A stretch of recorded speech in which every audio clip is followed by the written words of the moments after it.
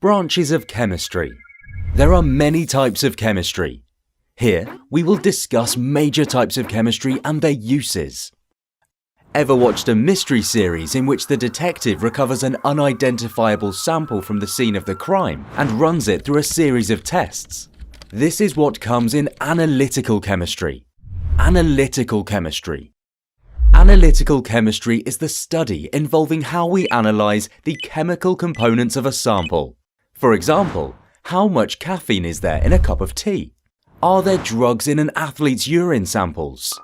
Examples of areas using analytical chemistry include forensic science, environmental science, and drug testing. Analytical chemistry can be divided into two main branches: qualitative and quantitative analysis. Qualitative analysis employs methods and measurements to help determine the components of substances. Quantitative analysis, on the other hand, helps to identify how much of each component is present in a substance. Both types of analysis can be used to provide important information about an unidentified sample and help to identify what the sample is. Biochemistry. The fact that sweating cools the skin is a function of strong forces of attraction between water molecules. Our body maintains blood pH because of an elaborate bicarbonate buffering system. The mad cow disease in humans is caused by a misfolded protein. Does this give you a clue about what biochemistry is? The study of chemical processes in living organisms is called biochemistry. Everything in the body is made up of atoms and molecules of different chemical compounds, like carbon, oxygen, and hydrogen. This is what we study in biochemistry.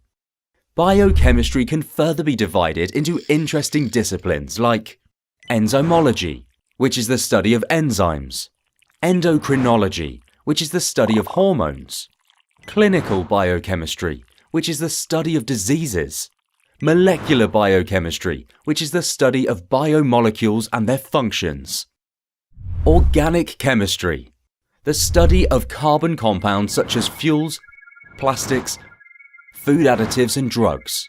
Organic chemistry deals with the study of carbon and the chemicals in living organisms. An example is the process of photosynthesis in a leaf because there is a change in the chemical composition of the living plant.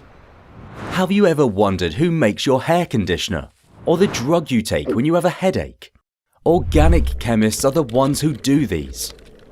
They devise experimental methods to isolate or synthesize new materials and study their properties. Would you like to be an organic chemist in the future?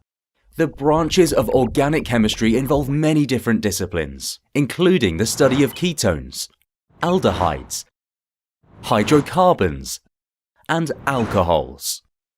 Inorganic chemistry. Would you like to know how our Earth forms gold? This is what inorganic chemists do. Inorganic chemistry deals with elements and compounds other than carbon or hydrocarbons. It covers all materials that are not organic and are termed as non-living substances. Those compounds that do not contain a carbon-hydrogen bond. Compounds studied by inorganic chemists include crystal structures, minerals, metals, catalysts, and most elements on the periodic table. Industrial chemistry. Industrial chemistry is the branch of chemistry which applies chemical and physical processes towards the transformation of raw materials into products that are of benefit to humanity. Nuclear chemistry. While the common perception is that nuclear chemistry involves only the study of radioactive nuclei, it is much more interesting than that. Nuclear chemistry is the study of the chemical and physical properties of elements as influenced by changes in the structure of the atomic nucleus. Modern nuclear chemistry, or radiochemistry, is now very interdisciplinary in its applications, ranging from the study of the formation of elements in the universe to the design of radioactive drugs for diagnostic medicine. Which of these branches interest you the most? Do tell us in the comments below.